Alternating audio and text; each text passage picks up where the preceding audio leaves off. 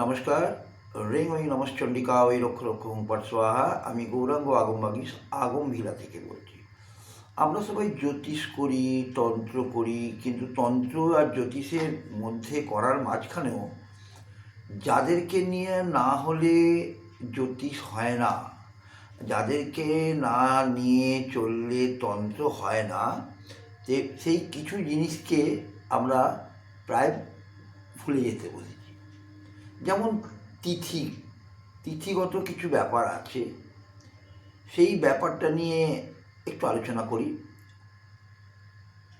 আমাদের কাছে পঞ্চতিথি বলে একটা আমরা মানি, পঞ্চতিথি। এবং এই পঞ্চতিথিতে যেমন প্রতিপদ থেকে পূর্ণিমা, আবার প্রতিপদ থেকে অমাবস্যা, এই 15 দিনে 30 দিনের মধ্যে আমরা একই তিথি পাই দুবার করে। খেয়াল করে দেখুন, প্রতিপদ যেমন শুক্লপক্ষেও আছে, প্রতিপদ তেমনি কৃষ্ণপক্ষেও আছে। প্রতিপদ যেমন আছে তার সঙ্গে দ্বিতীয়াও আছে, দ্বিতীয়াও ওইখানে কৃষ্ণপক্ষেও দ্বিতীয়া আছে। এইবার এখানে সবথেকে বড় জিনিস একটা বলবার যেটা আছে, যে 15টি তিথিকে 5 ভাগে ভাগ করলে 3 5 15 হয়। আবার বলছি, 15টা তিথি আমরা যেমন পাই, এই 15টা তিথিকে 5 ভাগে ভাগ করলে আমরা 15টা তিথিকে 3 5 15, অর্থাৎ 3টি যোগ পাই। ঠিক আছে? যেমন আপনাকে বলা হয় নন্দা যোগ, নন্দা তিথি, ভদ্রা তিথি, জয়া তিথি, রিক্তা তিথি ও পূর্ণা তিথি, এই 5টি তিথি আমরা পেয়ে থাকি। তো এইগুলো সম্পূর্ণরূপে বিভিন্ন রকমভাবে ভাগ করা থাকে। যেমন আপনাদের একটু বলে রাখা দরকার, প্রতিপদ, ষষ্ঠী ও একাদশী, এই 3 তিথিকে বলা হয় নন্দা তিথি।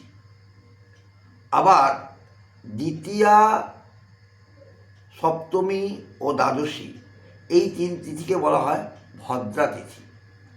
আবার তৃতীয়া, অষ্টমী ও ত্রয়োদশী, এই 3 তিথিকে বলা হয় জয়া তিথি।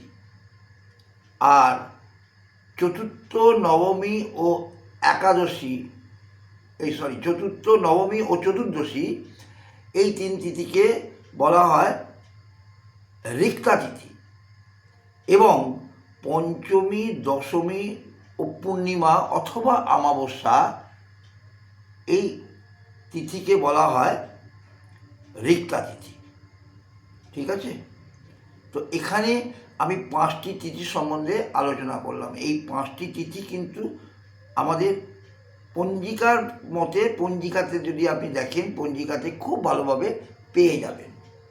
এইবারে আমি কতকগুলো যোগ সম্বন্ধে আলোচনা করব। যোগ, যে যোগগুলো আমাদের খুবই কার্যকারিতা এবং খুব প্রয়োজনীয়তা আছে। যেমন বলি আপনাকে, সিদ্ধি যোগ, অমৃত যোগ, পাপ যোগ, দীনদগ্ধা যোগ, বৃষ্টিভদ্রা যোগ, কালঘণ্ট যোগ, মাসদগ্ধা যোগ, এরকম আরও অনেক যোগের বর্ণনা আছে। ঠিক আছে? তো সেই হিসেবে যেমন আপনাকে একটুখানি খুলে বলা দরকার, যেটা হচ্ছে কি সিদ্ধিযোগ। সিদ্ধিযোগ কি? শুক্রবার নন্দা তিথি হলে তখন সেটি সিদ্ধিযোগে পরিণত হয়। শনিবার রিক্তা যোগে জন্ম হয়, মঙ্গলবারে জয়া, বুধবারে ভদ্রা এবং বৃহস্পতিবারে পূর্ণা তিথি হলে তাকে সিদ্ধিযোগ বলা হয় এবং সিদ্ধিযোগের নাম অনুসারে নামাঙ্কিত করা হয়ে থাকে। এরপরে আমি আসছি অমৃতযোগ। অমৃতযোগ কাকে বলে? বুধ অথবা শনি যদি নন্দা তিথি হয় তবে তাকে অমৃতযোগ বলে। এইবার মঙ্গলবারে ভদ্রা, বৃহস্পতিবারে জয়া এবং শুক্রবারে রিক্তা এবং রবিবার অথবা সোমবারে পূর্ণাতিথি হলে তবে তাকে অমৃত যোগ বলা হয়ে থাকে। এবার পাপ যোগ। এই পাপ যোগ কাকে বলে একটু বলে রাখি। রবিবার অথবা মঙ্গলবারে যদি নন্দা তিথি থাকে তাহলে তাকে পাপ যোগ বলা হয়ে থাকে। শুক্রবার অথবা সোমবারে ভদ্রা, বুধবার জয়া, বৃহস্পতিবারে রিক্তা ও শনিবারে পূর্ণাতিথি যদি হয় তাহলেও কিন্তু পাপ যোগ পরিলক্ষিত হয়ে থাকে। দিন ও দগ্ধা যোগ। এই দিন ও দগ্ধা যোগ কাকে বলা হয়? যদি রবিবারে দ্বাদশী তিথি হয় তবে তাকে দগ্ধ যোগ বলা হয়। এইভাবে সোমবারে একাদশী, মঙ্গলবারে দ্বাদশী, বুধবারে ত্রয়োদশী তৃতীয়া, বৃহস্পতিবারে ষষ্ঠী, শুক্রবারে দ্বিতীয়া এবং শনিবারে পঞ্চমী তিথি যদি হয় তাকে কিন্তু সঙ্গে সঙ্গে তাকে দিন ও দগ্ধা রূপে পরিলক্ষিত হয়ে থাকে। এইবার কালো ঘণ্ট যোগ। কালো ঘণ্ট যোগ কাকে বলা হয়?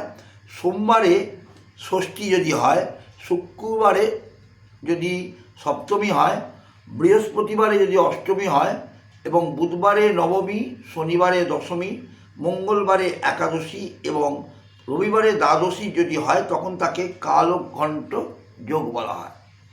কালঘণ্ট যোগে কোনো কাজ কোনো দিন শুভ হয় না এবং কালঘণ্ট যোগে কোনো দিন কোনো ঘর থেকে বেরোনো উচিত নয়, কারণ কালের আন্ডারে থাকে এই যোগটা। অতএব কালঘণ্ট যোগ ভেবে কাজ করা উচিত। আজকে এইটুকুনি বললাম, বাকিটা পরবর্তীকালে আবার আলোচনা আসবো। এর পরবর্তীকালে আমার কিছু 2-3টে যোগ বাকি রয়ে গেল, আমি বলবো। তার সঙ্গে আরও অনেক জিনিস নিয়ে আলোচনা করব। সবাই ভালো থাকুন, সুস্থ থাকুন, মহানন্দমের কাছে এই প্রার্থনা করে। রিং ঐং নমঃ চণ্ডিকা ওই রক্ষ রক্ষ হুম পাঠ স্বাহা।